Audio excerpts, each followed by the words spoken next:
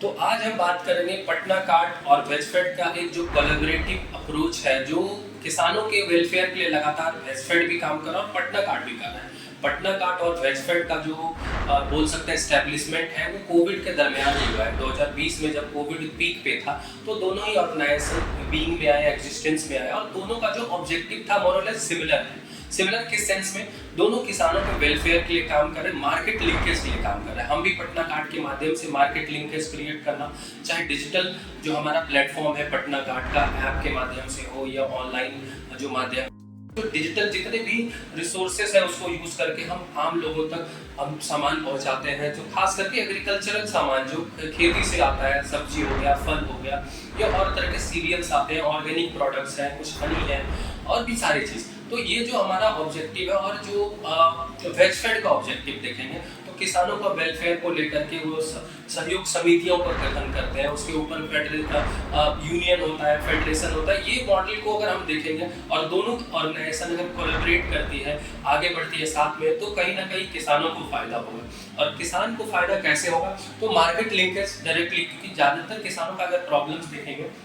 तो कहीं ना कहीं उपज के बाद मार्केट नहीं मिल पाने के कारण वो अपने सब्जियों का, फल को कम दामों में बेच देते हैं, या खेती से उनका मन जो है उग जाता है, कारण क्योंकि उनको सही मूल्य नहीं मिल पाता है। तो अगर सही मूल्य मिलता है, और जो कि हम लोग अपने प्राइस प्रिडिक्शन मॉडल जो टेक्नोलॉजी यूज करते हैं, ताकि उनको सही और ट्रांसपेरेंट प्राइसिंग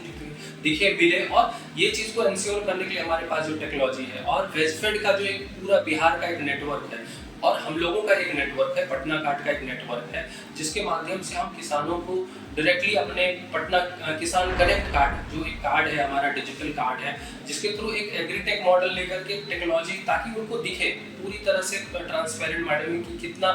फसल को हमने बेचा है, कितने सब्जियों को हमने बेचा है, कितना पैसा हमारे वॉलेट में है, ये पूरा व्यवस्था, और साथ में पूरा टेक्नोलॉजी के साथ साथ ऑन ग्राउंड एक्टिविटी, ताकि किसान जो पढ़े लिखे नहीं है, जो मार्जिनलाइज किसान है, जिनको बहुत